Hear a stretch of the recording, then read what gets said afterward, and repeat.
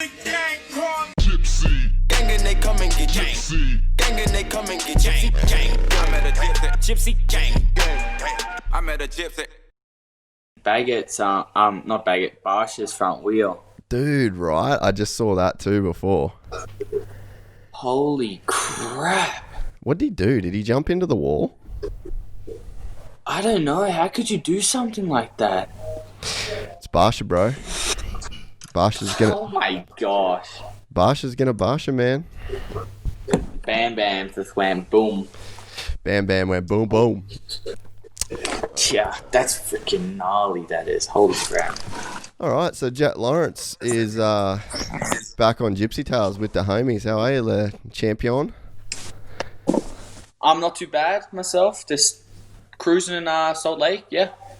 How's it actually been being out on in old Salt Lake City? It's actually really nice. We got a little place in Deer Valley. Dude, it is so freaking nice here. We're like just near the ski lift. And dude, the weather in just the last few days, we have gone through every weather climate, I don't know what you call it, in like just 3 days. It was raining, then it was sunshine, then it was snowing, then there was a blizzard, then there was hail, all in the one day. Yeah, and then like sunshine and nice. It was crazy, but dude, it's such a beautiful place. We went for a little drive around. It's so nice. Like, well, unbelievable. That's like kind of the thing, I guess, is like you guys haven't really done that much traveling around the US yet, right? Oh, no, not really. We've been pretty like on the clock, basically just riding or training or like traveling to races, this is like one thing I'm quite like, it's pretty cool how we have like 2 weeks in the one place so we can actually go and explore around the place. So that was pretty sick. Yeah, because generally when you're doing the Supercross thing, I mean, I've probably been to almost every major airport in America, but I definitely haven't seen all the cool stuff. But the race weekend, you kind of fly in Thursday and fly out Sunday night, and that's sort of about all you get to see. Yeah. You get to see your hotel, you get to see the stadium, and then maybe the closest Starbucks, and that's kind of it, right? Yeah. I already had in the first 2 days, I already had 2 Starbucks. I found a really good sandwich. It's called the double smoked bacon and cheese. Oh, from Starbucks. It's the bun's like a little croissant type of thing. Yeah. And it's so good. It's got bacon, egg, cheese. Dude, best thing ever. I normally never get any food from Starbucks, just a drink. And Hunter had that. I'm like, oh, I'll get it also. Dude, so good. Best thing ever. We used to run those down quite a bit over there. What's your Starbucks coffee order? I get the biggest size and the Frappuccino Mocha. Yeah, right. You're one of those guys, eh? Because I want it, the drink takes a long, because it's kind of a slushy type of thing, it takes a long time to drink. Yeah. So when it's just a liquid with the ice, dude, you drink that thing so fast. And I'm not a fan of hot drinks. So I get the tall, I don't know what you call it, the Venti. Yeah, I don't even think... I don't know why. Yeah, I don't think the names make sense, to be honest. I don't know even why they came up with that. They're trying to be different, but really, in all honesty, it's just stupid. No one's going to try and learn that language, try and understand that. They're already there trying to get their coffee. They just want their coffee. They don't want to try and think of some other language or some crap. Nah, I'm with you, bro. So how's the experience of kind of getting to live the outdoors and stuff there? Because looks like everyone's having a pretty good time mountain biking. And have you actually got to ride that? Is it Iron Horse? What's that track that people have been riding over there? It's super gangster, dude. With the lake next to it? I'm not sure. You know the one that everyone, JB was riding there the other day, Chad was riding there. It's kind of like... Oh, with the video of Kenny? The video of Kenny of how they have that, it's like an outdoor track kind of thing. Yeah. That place looks sick. No, we were going to ride it the first day. The first day we're going to ride that. But then the neighbors went and complained. What? I was so bummed. The neighbors complained about the noise and that stuff. Too many bikes. Yeah, okay, I guess. So then we had to go to that concrete of a half whack job. I'll chuck it together in an hour. Supercross track. Oh, is that the one that is is like kind of in a stadium sort of type deal? Little bit, yeah, dude. So sketchy. The whoops, they got so rock hard that there was like a black strip through Really? from the tires. Yeah, like Yeah, the old my autistic brother Tate could have done almost a better job. dude. I just don't think that they've got a lot of dirt to work with up there. Like it's kind of desert soil. Isn't exactly. It's definitely not loam. Let's just put it that way. Dude, up in the hill, the mountain bike track, dude, dirt is so prime. It's like, dude, prime time. It is. It's almost like it's loam. Really? Dude, like we had, like remember I was saying the weather so like changed so much. We had like long time rain. Like it was raining so long. Dude, the trail still had so much grip. Really? Yeah, but it had mainly all trees around, so that's probably why. Yeah, yeah. What bikes have you been riding when you mountain bike? Intense. I got an intense sniper. It's like a cross country. Yeah, right. Mountain What? bike. Who decides that It's you meant for guys uphill. have to ride the cross country bikes, man? Because I'd be wanting more of an enduro bike. Or is it like you ride that shit on purpose so that you kind of can't send it too hard? We ride that on purpose because like it's better to go uphill. Yeah, but you're trying It's to get more fit, bro. like You know, like nose down. let's make it hard, bro. It sucks for downhill, but like Hunter and I are we're fairly skilled on a mountain bike. Like we kind of can take our motor skills onto a mountain bike.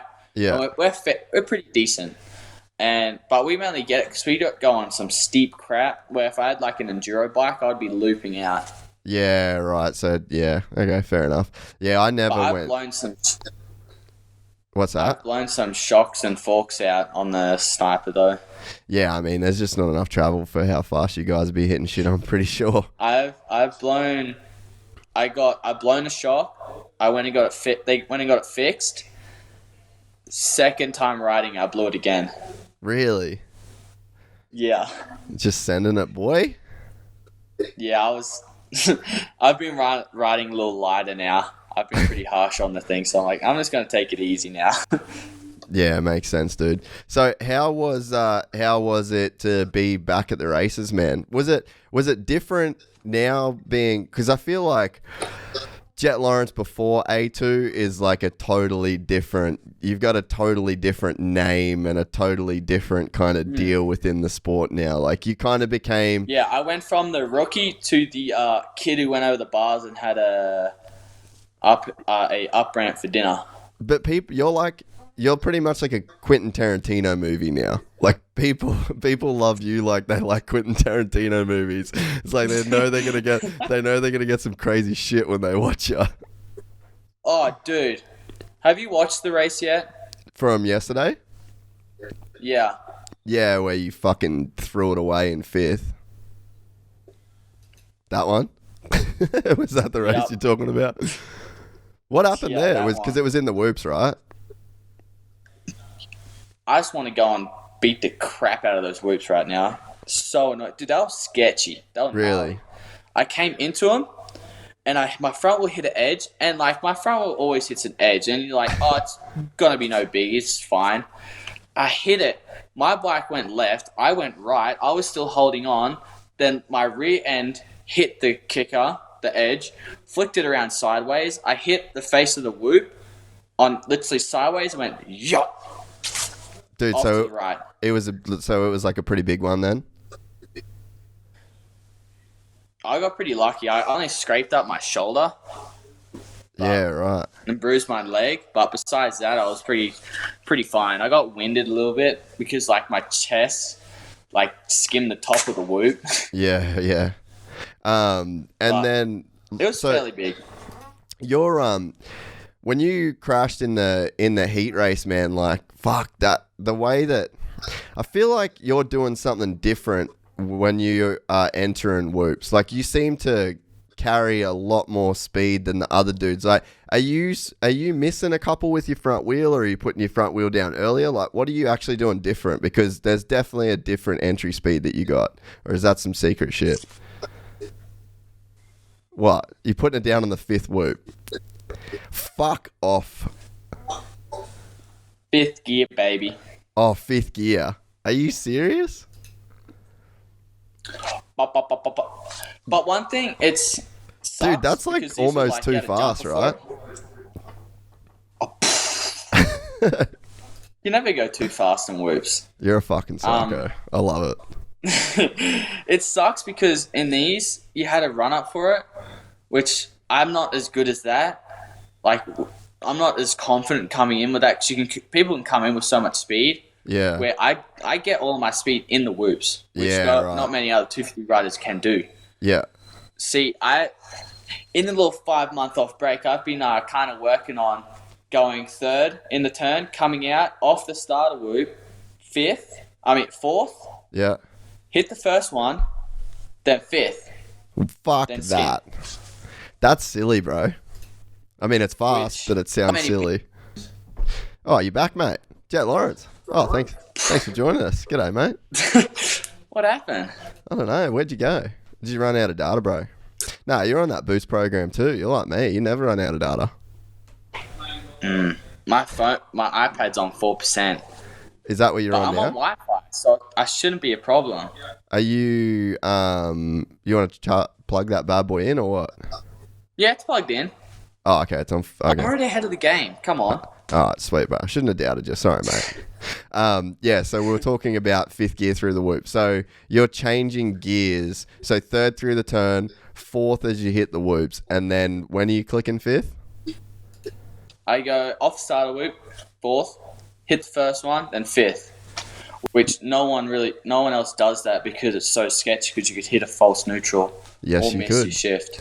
Yes, you could. But you don't seem to give a fuck. Nope. Dude, what's life without living on the edge? What's life without 5th gear whoops, bro? Yeah. So Dude. when was this decided? Well, actually, where are you putting your front wheel down?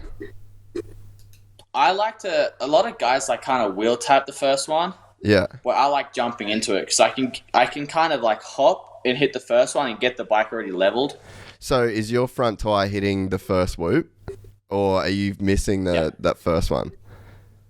No, I hit the first one. Okay, cool. Yeah, because I remember there was one day at the test track where I was filming Dunge with like the crazy slow motion camera, like side on, and he wasn't putting his front wheel down to the 3rd whoop. So he was going up, like sort of wheeling into it, touching the front tire on the 3rd whoop, and then the rear tire would hit the 3rd whoop. So he was missing the first 2 whoops altogether. I guess technically he was missing the 2nd whoop altogether. And I was wondering whether you were... I was doing that at... Hey, I figured it out. There was a problem on my end. Yeah. Oh, really? Yeah. I fixed it now, though. My iPad was about to go for a trip. Nah. That was all me. Yeah, so what were you saying? What were we talking about? So where were you doing that? Like, I was just saying the Dunge thing where he was putting his front wheel down. A2, you know the first set of whoops after the big triple? Yeah. There, it went the starter whoop, and the first whoop was like a wall. So you're going into it like this, and the one after was smaller. Yeah. So I was going wheel tap, and then putting my front one on the 3rd. Yeah, right. So it was pretty sick. So but where then in the main, obviously. Well, so like let's talk about A2 actually, because I haven't really spoke to you that much since that night. What was the headspace that you're in? Because we spoke before. I mean, I don't know which race it was, but I was just sort of. I remember saying after St. Louis. Yeah. St. Okay. I remember just saying to you that like you've got a lot of time. Like if you won a race at 17 as opposed to 16, like I pretty much said to you, like if I told you when you were 8 years old at Coolum on an 80 that you'd win your first Supercross at 17, like you'd probably be pretty stoked, right? And then it was like, well, just don't stress on winning this year. Don't get hurt. Don't stress on winning this year. And then I would guarantee that you could win at 17 as opposed to 16, and it'd still be pretty fucking gangster. Yeah. Just don't get hurt. And then the next week was A2, and then but. I mean, in my head with the whole A2 thing, like, obviously you fucking crashed, you busted yourself up a little bit, but I seriously, you became a Quentin Tarantino film. You became like a cult classic that every single person now wants to watch. Like, I freaking turned into a vegetable. Well, you did it to yourself. I'd say a pretzel more than a vegetable. Yeah, I turned into freaking pretzel, vegetable when I hit that thing, dude. Your head turned into a potato, and then your body turned into a pretzel. Yeah, dude, I got like a good hook and then uppercut. Because when I hit the face, it knocked me, and then the back tire went cluck. Yeah, well, but I mean, what was going through your head that race? Like, were you just having fun to be in the battle the way that you were? Because, man, I don't remember a time where somebody sent it that fucking hard to win a lights main event. Well, yeah, I guess I was in it. I was just like, yeah, yes sir, about to get this win. Better get that check, boy. I was pretty calm. I was having fun. Like, I was feeling good. I was not even tired. Like, even after my crash, I'm like, I'm still good. I still got this. Like, after I came around, seeing I was still in P1, I'm like, I got this. Let's go. But then I ended up making a few stupid mistakes. And what's name got me back, Ferendez. And then I came off the inside before the whoops. I was like, and then going into it, so I'm like, yes, sir. And then I hit the last swoop and went like this. I'm like, no, sir. Nope. Yeah. Could you turn myself into a vegetable? Could you have imagined the kind of reaction that it got, though, with fans and how viral that went? And especially, like, not to mention, bro, before that, you've got the Ferrandis Craig move. Like, that was just pretty much the craziest. And I mean, did you see us, like, our reaction to it when we were doing Supercross Companion? Because he had, like, Berriman and big, like, that was... Yeah, I seen that. To me, I was so glad that we captured that, because that was the most, like...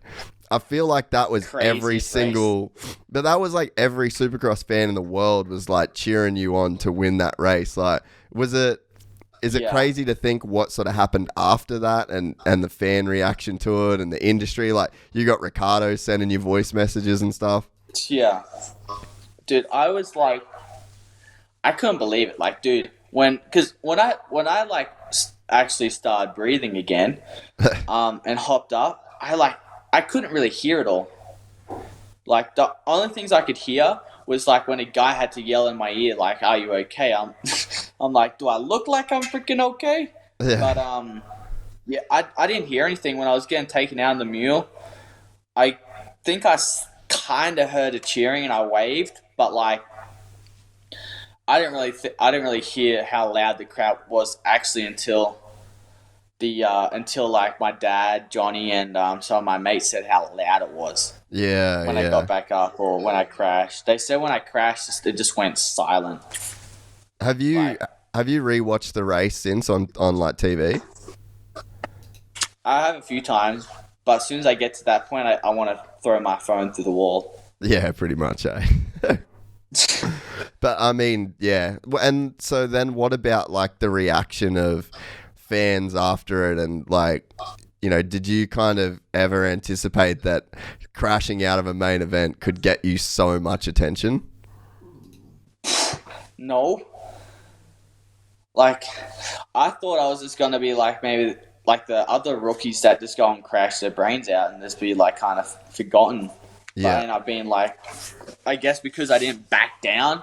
Yeah. I didn't take no crap really. I was going to give it back to him, but I was like, before that weekend, I made like a deal with my brother and my dad and Mert. So I said, after this weekend, I bet you I'm going to make it to, I bet you I'm going to be at 100K. Oh, on Instagram? The next day. because I was at 93 and Hunter was at 94 or 5. Yeah. And What are you at now? I'm at 190. What? Yeah, I just clicked 190 today. So that's But fifth gear in the whoops. Yeah.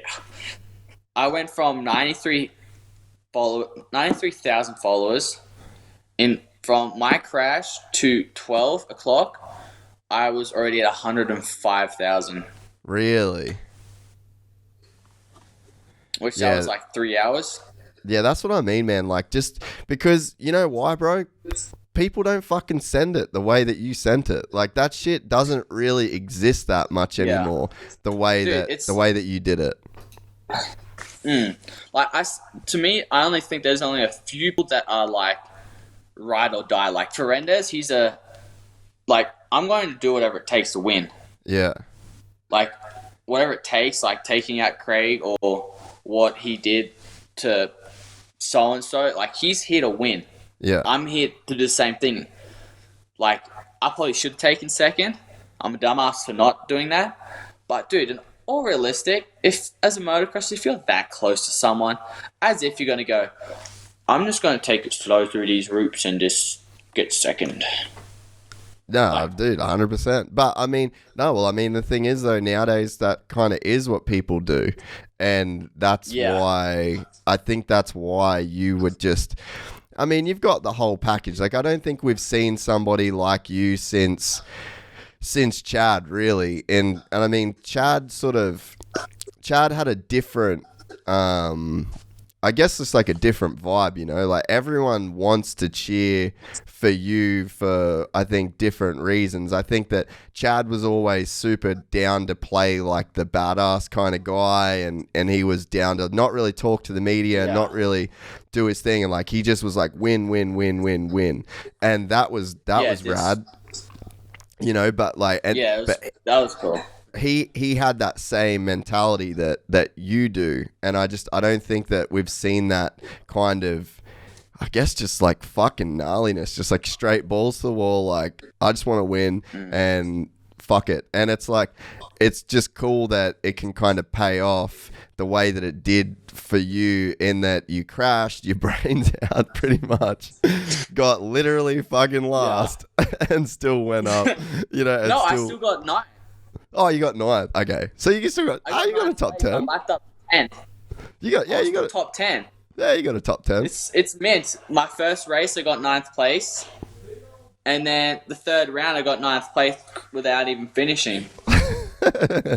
You went up the most followers ever for a 9th place finish. That's the record. You actually got a record that night. I still can't get a blue tick. Oh, you haven't got that blue check mark yet? Dude, they hate her. They hate the Lawrences. What? So dude, Hunter's not either. Whenever I post something, they just full dog me. Views, why is that? What you thinking here, mate? Come on. What you thinking? Talk to me, mate. I'm gonna tell the truth here right now. Like I think they're thinking that I'm doing like a promotion or something, a promote thing, and so then they don't let it get out to as many people. So where normally, like if I put a riding video, that would get 100,000 views. Yeah. But when I did that, when I do the Moto Spy thing, I only got 20,000. Yeah. Okay. Straight stitched me up. Yeah, it's just that algorithm stuff, bro.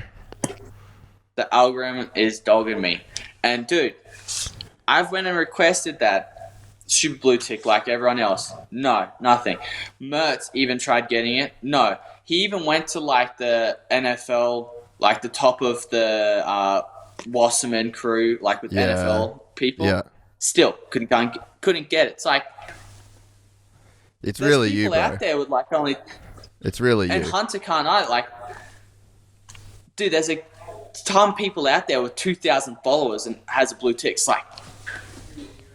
What do you want that blue chick for, bro? Is it straight like a chick thing? Like you want to be able to slide into the DMs? Because I mean that's where I'm at with it. Straight into the DMs. Yeah, I mean that's where I'm at with it. Oh, that's awesome. What else changed after A2 for you? Um, nothing much really. I was still pissed about it, but I just felt like I feel like I'm stronger, and I'm way faster than them. Then what? From A2. Oh, I've got another step of speed. Really? But yeah, but one thing is I need support. In what way? Like if you watch the qualies and see some of the ruts I hit, like I hit them pretty freaking fast. Like, I'm not being cocky. The turn, but I'm just saying, like, you know where you were really fucking railing shit was the turn before the whoops this weekend. Before that, I was just like, you hit it. Maybe it was in the heat race next to Faulkner, one lap, and I was just like, what the fuck? Like, you actually made Faulkner look slow through that turn. I was just like, dude, what is he doing? Hey, did you get to? I don't know if they showed it, but after the whole Hunter and Faulkner thing, yeah, a few laps later, I was behind Faulkner, and we were both going for a hot lap, and we went over the finish line. I was behind him. I was like a little bit back. I pulled him in through the whoops, and I was on the right side of him. I squared it out, and was going down the rhythm lane next to him. And, like, I hit the triple, and, like, you know, I do the tabletop to single before the end. Yeah. I, like, went, jumped out, like, pushed him out wide, and went past him on his hot lap. Really? Yeah, I thought it would be pretty funny because Hunter goes and basically turns him into a vegetable. Yeah. And then I go and blitz past him on his hot lap. Yeah, I mean, it's kind of one of those things like there's two of you motherfuckers out there now. Like, the Lawrence boys ain't nothing to fuck with, boy. Well, dude, I was so annoyed because I was gonna mess with them also because I seen Hunter and them down, and I was going across the Star Straight and Hunter was talking to him, and in my helmet I'm like, ooh, someone better get knocked out. Oh, that's sick. But nothing happened. So then and Hunter took off first, and Faulkner was behind him. And when you go off the whoops, they stop you before you get back on.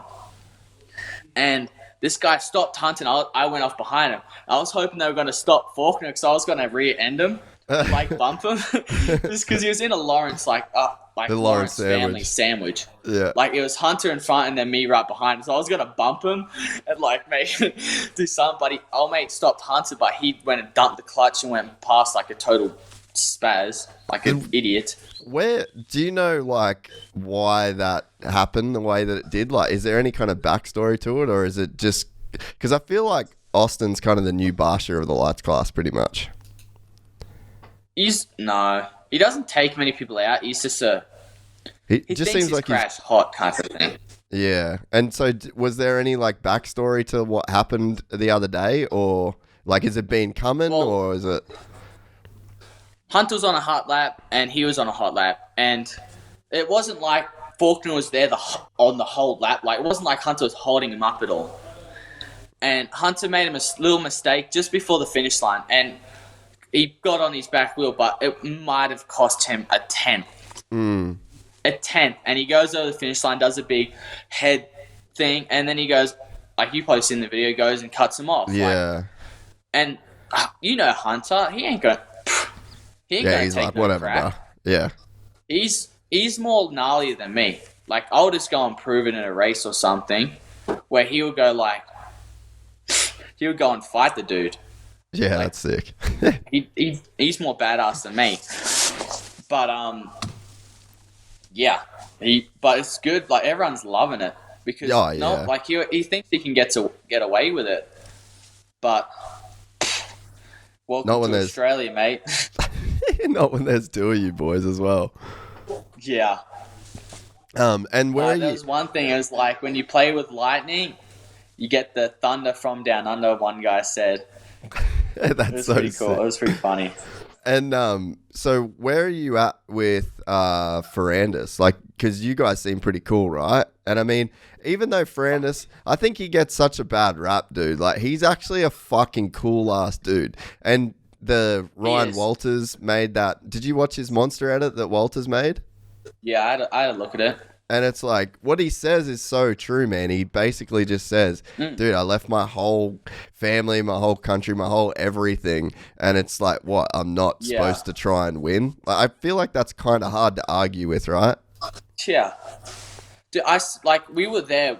We seen his house, and, like, it wasn't the nicest thing. Like, I'm pretty sure there's holes in the roof. Like a Ferrandis' house in Europe. And, yeah. So from, like, dude, we're exactly the same. We came from nothing. So as if we're like, oh, we finally get into America and now we're just going to back off. Oh, we made it to here. We're not going to try and win. No. Of course we're going to try and win. We sacrificed so much. Like, Dylan and our family, I think, has sacrificed so much more than everyone else thinks. Like, it's crazy what we've had to go through. Like, and I was a kid in Europe, so I didn't pick up on much of it. But then, like, once we were here and Mum and Dad kind of explained about it, it opened my eyes and we're like, crap. Like, in Australia, we were eating, like, 2-minute noodles. But dude, I remember you guys, man. Like, it was just always, every time you went to Coolum, the Lawrence brothers were there. And, like, I just remember you boys just absolutely living it. Like, every single race, every single Aussies, every single thing that could be done to ride, you guys were doing it. It was never in the nicest vans. It was never in the nicest gear, the nicest bikes. Like, Hunter's first gear was secondhand Hot Wheel gear. Yeah. That didn't actually fit him right. Yeah, but I mean, that's the stuff that makes the best stories, bro. Yeah, and dude, like, there's other kids that had the same opportunity. Like, we were at the same kids, like, they were my age at Mossy schools. But my dad took the information in and made sure we did that when we were out at the Mossy training school and stuff. So, like, we everything that we got told and learnt, we kept it in the back of our head. We made sure we learnt and made that like second habit or first habit type of thing. Like, yeah, when you're riding these days, how much are you thinking about technique when you ride, or are you pretty much like kind of done with that and you're just sort of, you've got your style, you've got your shit? Or when you're, like you said, you just got faster between A2 and now, are you still actively working on technique when you ride and stuff? Because I've been doing some stuff with Townley with just my own riding, and now, like, I've pretty much given up on trying to ride fast. I'm just trying to do technique right the way that Ben has told me to do it, and man, I'm getting so much faster. I mean, obviously keep in perspective what fast means to me compared to you guys, but like to me, like, it's been such a fun deal to really focus in on technique and really see the way that you can get faster. Like, are you guys actually, because I think you've probably got the coolest style going right now. But I think that in terms of, if you look at a technical rider on a bike, dude, Hunter's a fucking G, man. Like, his technique just seems so good all the time. He's so perfect on a motorcycle where sometimes it hinders him. Yeah, yeah, you got it. Nailed it. But like you said, like, we learned our skill and technique when we were young. Yeah. Because how could you explain it? Like,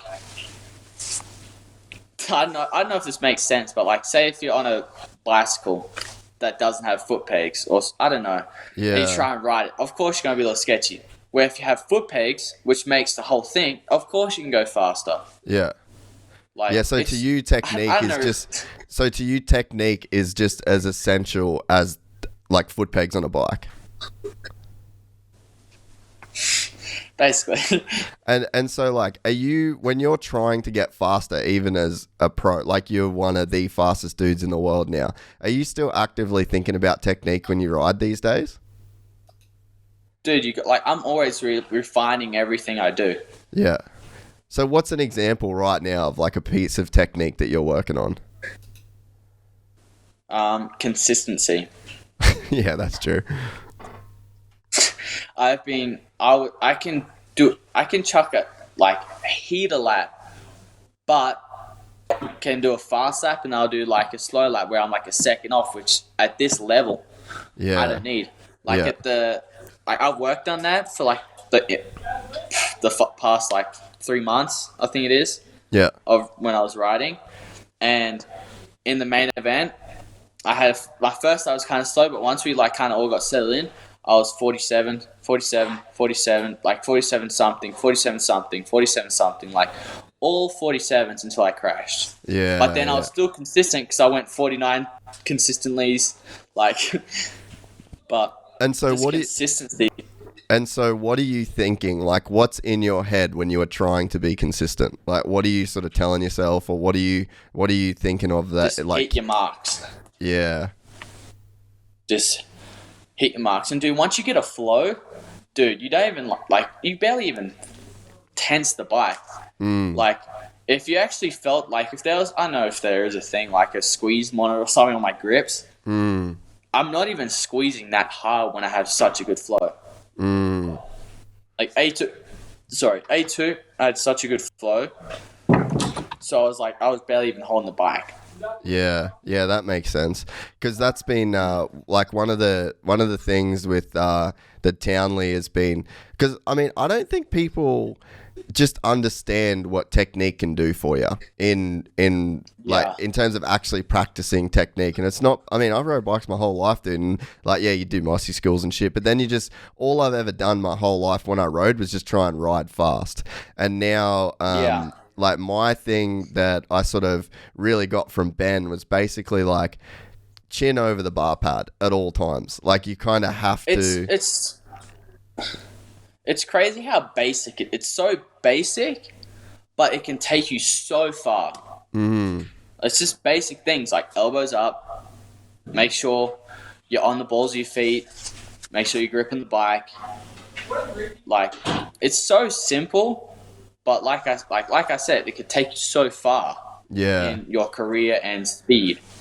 The one of the things that I'm still trying to figure out, or like I feel like I'm doing it, but when I watch videos of myself, I'm not, is like I really wish I could be cool with like the bars coming all the way to my chest. Like when I watch you boys ride and I watch the way that like you, Craig, Sexton, all of you guys, it's like your head is directly over the handlebars and then the bike is just coming into your chest. It's like, and I think that that's why you can say that you don't feel anything in your grips, because if you're gripping too tight, you actually like can't let, like the bike won't come in that far. Yeah. And like, is that something? Like that's why I've never, ever have had arm pump in my life. Same with Hunter. Not once. Yeah. Like, because we don't grip it so damn hard. Yeah. And people who ride like this, like, let's say Faulkner, with chicken wings, he probably gets arm pump because when you think about it, you have to squeeze your wrist so hard because you're like this when you land a jump. Yeah. Where if you're like straight, because when you go to punch someone, you got to punch them like flat, like wrist is flat. If you punch them like this, you're going to freaking snap your wrist. Yeah. It's just like, it's almost common sense. And so with that, like with the way that you guys are able to get your chest over the bars and or like have the bike kind of come, because it's like the bar pads, it looks like the bar pad's pretty much like always going to hit you guys in the chest. Every up ramp, bumps coming out of turns, like that. It just seems like it's always there. Like, what do you? I don't know. If we are don't you thinking about that stuff? Well, if we don't time it right, yeah, we'll hit. But like sometimes we time it so good that like it will just like skim it. Like sometimes I can feel it hit my jersey. Yeah, right. And so what it like skim it, but. And how do you sort of make that happen? Because like I'm just for me, right, and like I'm still kind of far away from that happening. So what's like the advice for people to try and get that same effect? Because I feel like that's one of the keys to like being able to go, because it seems like that lets you guys go through rough shit way more. Oh, I think we've lost Jett again. Fuck. My shit's good. I bet his iPad went flat. Fuck, it's cool shit, eh? Yeah, it's sick. I can't, I thought you said it was plugged in. Yeah, I know, fucking cute. you gonna get Hunter as well? Yeah. Yeah. Yeah, I'll try to do like an hour with Jett and then an hour with Hunter, and I'll post them as 2 separate ones. Yeah, that'd be cool. I'm just trying to stay as quiet. My iPad went flat, sorry. I thought that had happened. Turn that sideways, yeah. Yeah, so you were literally about to probably drop some knowledge on me. So yeah, what's the key to like having that, like to let the bars come into your chest that much? I think first of all, it's just like obviously get the skill to do it, and then balance. Balance is really key with And so what helps you with that, you reckon? mountain biking. Like I got most of my balance of just playing on my mountain bike, like wheelie stoppies, just playing around. Like you don't really think it's helping you, but like, dude, it takes you so far just playing around doing that stuff. Yeah, yeah. And so you think that sometimes Hunter's like too focused on technique and too perfect, or? Yeah, because like sometimes he wants to do a perfect turn so perfect, and if he doesn't, he'll be frustrated about that turn and then mess up, and then he's focusing on the turn that he just went round, and then he starts messing up the other turns and not focusing on the other turns that are coming up. Where I'm like, I'll hit the berm. If I have a leg dragging out, I have a leg dragging out. I'll still make it work. Yeah, so you're not sweating the details as much as maybe he is at times. No. Like, dude, I'm like, if you watch me on a practice track on a practice day, I have so many moments, like not heaps of moments, but I have moments where I'm like coming out of the turn because I'm like so much on the edge, where I'm like I have a leg dragging, or I have a like just anything. I have a sketchy moment in the whoops. I have a panic rev in the middle of a rhythm lane. Like I have heaps of things like that. Like no one's perfect. Yeah. I'm obviously trying to refine that to be kind of perfect and not make many mistakes. But yeah. So what are you sort of thinking for the rest of this championship? Because you've only got a couple sort of rounds to go now. Like, do you have any sort of personal goals that you want to hit, or are you just sort of keen to get to outdoors and just keep building, or Win. you want to have a win? Win or post. Oh, you haven't even been on the box yet, have you? I had one chance at St. Louis, and I decided to give it to Brandon Handcraft. Oh, he's a nice dude, though. You're a nice guy. Yeah. I feel like that check probably looked better in your bank account than his, though, right? Always. Are you allowed to spend any of your money yet, or what? I love my shoes. Yeah, okay. I spend a little money on my shoes, you know. But I'm saving up now because the next step in my life is to buy a house. Yeah, fair enough. So I'm going to do that. And then after that, my next goal is to get a Lamborghini Huracan. Oh, the old Huracan. You know what? But I'm gonna be smart with this. I'm just gonna tell you real quick. There's no fucking smart way to buy a Lamborghini Huracan. If you buy a Lamborghini Huracan, you've just pretty much like a good saying. I mean, you got good people around you. If you can't afford to buy two, don't buy one. Yeah, but see, it's here's my plan though. Yeah, right. I want to hear it. When people go to buy cars, they always want to buy a brand new one. It's like, what's the need? If you buy a brand new one and you want to sell it in a year or so, as soon as you take it off the mark, like out of that dealership, dude, that thing drops like 40% off the price. See, where if I get a second-hand Lamborghini Huracan, which I found one for $149,000. I found one. He's already looking. I still got 2 years probably till, but I'm already looking. And then I could have it for a year or so, get my enjoyment out of it, and then I might only take 10% off that, or depends how many miles I put on it. Like, see, the guy who already bought that brand new, dude. He was the kook. Stupid. I'm getting stonks on that thing. Is it weird that you can't legally have sex in America? I actually haven't thought of that. You know, it's because you know the legal age is 18 there, right? They have a legal age for that? The legal age to have sex in America is 18, and you're 16. I thought it was only like you're not allowed to have like sex at someone's 18, like 19, someone's underage. I thought that was illegal, but Nah, I didn't bro. know that was actually. If you fucking, you're in trouble. You're in trouble, bro. I don't think anyone really obeys it, anyways. But Yeah, I don't think so either, I mate. still got my V card though. Oh, you do you? What? I haven't had time for that. I'm Are you dead honest. I still got it. You still got your V plates? Yep. I haven't had time for it, dude. I've Hey. been so focused in moto that like I haven't even focused on girls really. I can tell you as a guy that lived in America in my 20s and wasted so much time banging chicks. Like, I wasted so much time on girls in America. And you know what I did? Went back to Australia with no fucking girls. Oh. No, telling you, bro, that's the move. You know what? I actually think that the V plates makes your stock go up. Not even joking. Well, at the end of like at my level now, I feel like most of them. I'm not 100% sure that there are like good girls out there, but some of them probably like if I didn't do motocross, dude, they wouldn't even know who I am. Yeah, you're goofy as fuck. They look at me, I'll go, "Who the hell's this weirdo?" Nah, you got your own swag going on. Like you don't know if it's someone that's actually likes you or likes you for what you do.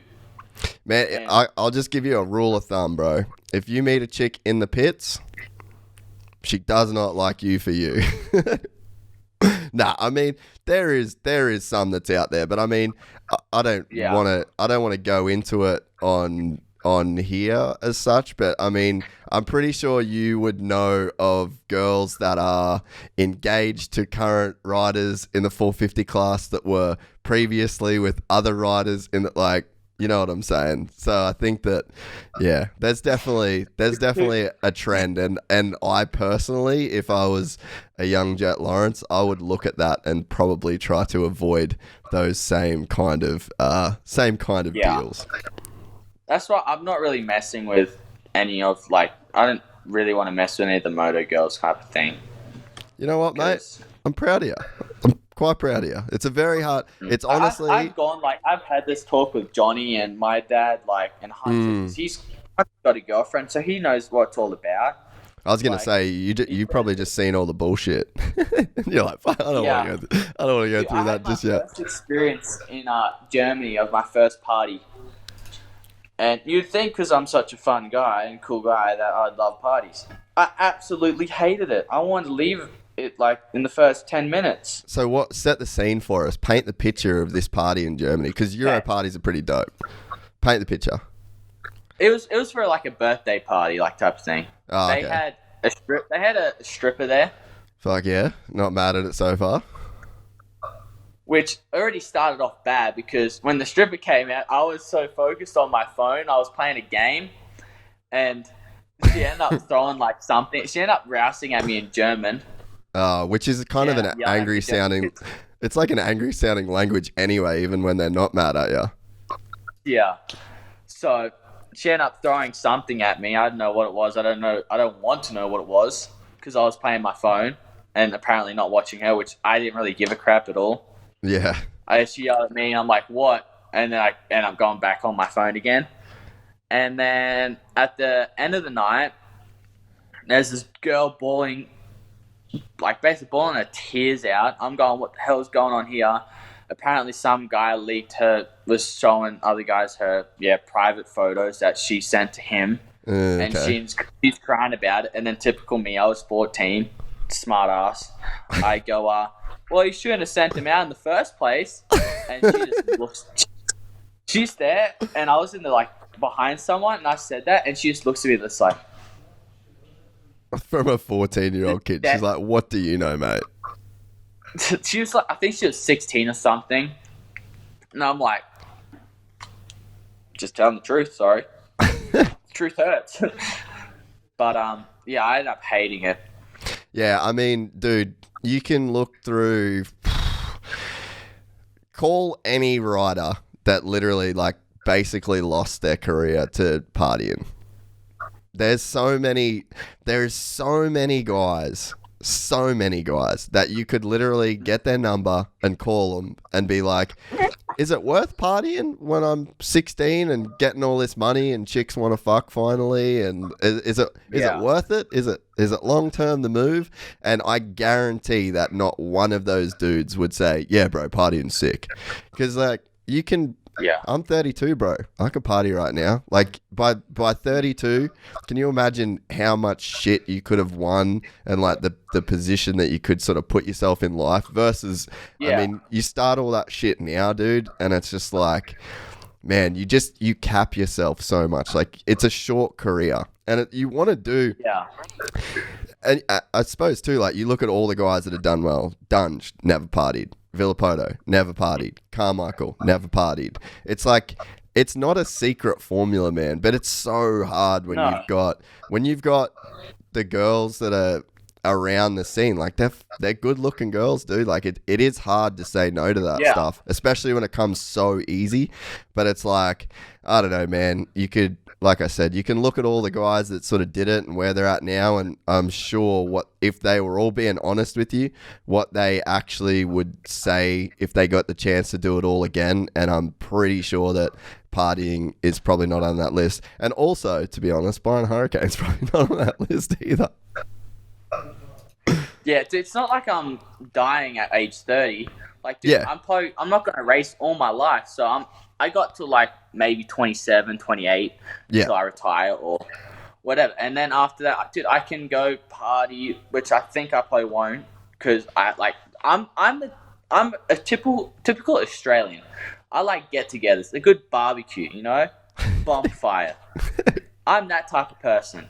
So, and, like, dude, I think I'm so into, like, riding bikes. Like, dude, I bring a skateboard. Like, I'm so into so many things. Yeah. I still feel like once I retire, I still won't even be messing with that thing. So I know it's just like, it's not a must-have. Yeah. Like, so I'll probably still doing riding, just maybe doing what Tyler Beerman or Twitches, the grandpa, like. Yeah. I'll be still doing stuff. So I still think I won't have time for that. And during my career, it's not, like I said, it's not a must-have, not a must-need to do. Yeah, I'm stoked for you. That's really cool to hear, man. It's very, very, very hard. And I'll be honest with you, it will get harder as you get older because there'll be more people and, yeah, it definitely gets harder. But I think one of the cool things, like, dude, Myrtle's a fucking G. He's been around this sport for so long. Your brother's such a good example for you. You come from such a good family. I don't think it's exactly going to be a worry for you, but it's really cool to hear you're in that headspace, you know. And because so many people, man, it's just like once you get to the dance, people like to party, you know, and you're at the dance now. Yeah, like, dude, just imagine, like, hearing that your career got messed over because of a girl. It's happened. I would be so disappointed. I would feel so crap that all of, like, my family has gone through to give me this opportunity to what I am at now, and then go and waste it. I feel like I would want to put a gun to my head. Yeah, like, that's how crap I would feel. The good thing, though, too, with you guys, man, is your family's still so close. Like, I don't know if you've heard the stories of families that were in the sport from, like, really good guys that just got ripped apart once that all the pro contracts started coming in and the money. And I don't think the money's as crazy these days as what it was back then, though. But, I mean, there's so many people where, dude, even just, like, their families just get ripped apart when they turn pro. Like, it's so rad, the fact that you guys are still so close the way that you are. But I feel like that might even be like an Aussie thing too, though, you know, like, because I mean, I'm in my 30s and I still spend New Year's riding with my brother and my family, like, camping, you know. Yeah, like, that's one thing. Like, yeah, I'm still pretty good. Like, I'm close with my brother Hunter. Like, we get along. Like, really well. My dad, and I think it's the, like, in all honesty, the one person that's gonna tell you that you're riding crap is your dad. Yeah. Like, the only one, dude. You'll come in feeling great. He'll go and say to your face, "Going, you went out there and rode like crap. Like, Yeah. you rode like a goon." So that's one thing. I feel like the teams have screwed them over with saying like, "Oh, he's telling you different, blah blah blah." Like, and I feel like that's what made them distance. Yeah. And all, like, who knows? Like, there's no one else that knows you better than your mum and dad. Oh, 100%. Like, and you can't say if you met someone at like 20 or something, you can't know that person like their parents do. Mm.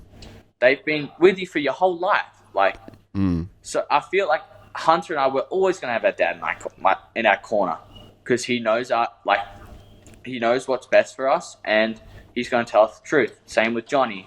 Same like with our mum and all of that. Johnny's real honest with us also. Like, he's only known us for so long and he's starting to get to know us. But dude, he'll tell us the truth. Yeah. Like, he'll tell us, "Oh, dude, you're riding crap." Yeah, well, Sucks. and I mean, he's Like, worked yeah, he's worked with enough people to know as well, right? yeah. Like, and he tells us he did the same to Ricky, dude. Yeah. How many times have he won? As he's won, dude. Of course you're gonna like. If you don't listen to someone, like, but then again, it goes back. If you could get the best, you can get Ryan Dungey, Ricky Carmichael, James Stewart to try and train you. It doesn't matter if you don't listen Yeah. to what they're saying and put it like and actually do it, dude. Like, you could have, I don't know who would say you could have any random guy train you, and if you listen to him, then Yeah, you're gonna get something different out of it. Yeah. Yeah. What shoes are you into, by the way? What when you're the sneakerhead guy? What sort of shit are you buying up? I'm a big Nike guy. Okay. I have about 1, 2, 3, 4, 5, 6. I got 7 sets of Nike shoes. And what I have Nikes are you 2 into? I got a set of Air Jordan 1s. I got a retro Air Jordan 1 Retro 4s, I think it is. I got 2 sets of Nike shoes. I got 2 sets of alley-oops, and then I got a Supreme Air Force 1. Damn, boy. That's just hard. So much too. I got some other ones at home. I have red Hirachis. I got another set of Jordan 1s, like a Phantom one. I got 2 sets of Nike Blazers. I got heaps of shoes, and I don't know if you've seen my live, but I made a bet with Mertz with thing, which I've already lost one. I said if I get 3 wins, that he would buy me these shoes that cost $2,000, these off-white ones, which are like sick. Oh, that's sick. But if I win one, I'll get off-white Blazers Halloween version, which is pretty sick. But Yeah. if I win one and get either 2 podiums or something, but which You blew ain't it. happening, so I just got to at least get one win. Yeah, the off-white stuff. I got a buddy who's like really into the whole sneaker deal, and I'm like starting to learn a little bit about it. And he's got some pretty dope off-white shoes. Yeah, that's the only thing I don't have in my collection. I got a set of Supreme. I got Air Force 1s. I got a set of Retro 6s. Oh, I think they call it Retro 13. Sorry. Air Jordan Retro 13. I got a set of Retro 4s. I got Nigers. I got Janowskis. I got alley-oops. I got 2 sets of Air Force 1s. But Yeah, you got a decent collection. I don't have off-white. Even my brother has 2 sets of off-white shoes. Yeah, your brother's a bit of a And style cat. He's like more of a modern like type of style, like really classy. Yeah, he's got like that Hugo Boss style. You got like the streetwear style, you know? Yeah, I'm more streetwear. He's more like business type of look. He's got 2 sets of off-white shoes, which one Cynthia bought for him, and then the other sets are the Converse off-white ones, which I was going to get them, but I'm like, I can't get the same. Yeah, that's Get kind of sense. hard, man. Me and my brother, we're pretty close in age, and we have that same thing. It's just like, he gets kind of dope shit, and I'm like, because we got pretty similar style, but you can't really do it, can you? We're at the funny story. We're at the shops one time, and we seen this thing, and there was one left on the thing, but there was one on a mannequin. We're like, oh, that's sick, and I liked it, so I quickly grabbed it and ran to the cashier to pay for it. He's, oh, you dog. So then, and Johnny was with us. So Johnny and Hunter ended up taking that clothing off the mannequin that was there, and he ended up getting a 40% off on that shirt. Oh, wow. Where I paid full price. I was like, you've got to be dogging me right now. Are you kidding me? Age comes experience, bro. You're just a pup in the game. I was like, oh, I totally got the win. But then he ended up getting 40% off. I'm like, no way. That's so gay. Sorry. So stupid. No, I know what you mean, mate. So what do you think of the outdoors, bro? Are you riding all right in the old outdoors, or? I mean, if I didn't, I'd be pretty embarrassed because I've been riding my whole life. But how do you feel like with the outdoor season? Like, are you sort of in the same headspace with the soupy stuff that you're just gonna go out there and win? Yeah, I'm pretty confident with that. So I feel like in outdoors, I have a good feeling that Hunter and I are going to be on the box, at least a fair amount. I'm being confident or cocky saying that we're going to be 1-2 the whole time.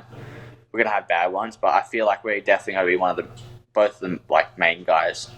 Have you thought much about standing on the podium with your brother and how cool that's going to feel? No, I haven't. I thought it'd be sick. I think I have a few times. I thought it'd be pretty cool. Yeah, I mean, that's got to be... that kind of stuff, man. Like, when I think about you guys standing on the podium together at an outdoors, I mean, whether it's a 1-2 or a 2-3 or a one, whatever kind of order it is, man, is like, God, I'm just going to be so happy for your parents when that happens, because it's like, I mean, I don't know who the last set of brothers that stood on a podium together would be, man. Like, I don't even know when that would have happened last. Yeah, I mean, probably the Martins. I'm sure they would have been on the box together at some point. But I mean, it's definitely rare, man, to have two brothers on the podium on the same team, and I think that's going to really symbolize something pretty special for your parents, man. Yeah, because the Stewarts can't do it. So their age gap was pretty big. Yeah, well, they never raced in the same class, right? Yeah, by the time Malcolm went to 450, James was already retired. So I don't really think the A-Marts, I think, have only been the real closest ones. So yeah. No, it's definitely going to be a time to remember when that day happens, which hopefully soon. I just think it's going to be a really cool experience for your family. Like, I feel like after that sort of happens, it's, I don't know, it's kind of like, that seems like the... like a nice chapter being closed on that, because there's so many years. Get a photo frame. Oh, you'd have to for sure. We'll definitely get that in a photo, just on the wall, and then have both the trophies. Because we got from my mum's birthday, you know that BG Creations? Yeah. Remember how he did one for Hunter and I? We ended up getting that painted on a big kind of, what do you call it? Like a canvas or whatever, yeah. And gave that to Mum on, was it either Mother's Day or her birthday? It was one of those, and she such loved a sweetheart, it. We bro. have it hung up in the house. Such a Hunter sweetheart. mainly got it sorted. he's the logistics guy. Yeah, I was like, oh yeah, chuck my name on that also. That's awesome. Well, thanks heaps for coming on, bro. I really appreciate it, dude. It's been sick hanging. Do you just want to grab Hunter and just do like a little switcheroo? Is he down to just use that same iPad, or? Yeah, I think this has enough charge on it. Hold on. Yeah, it's got 80%. Dude, the thing charges so fast. Hunter! You're the man, bro. I really appreciate it, eh?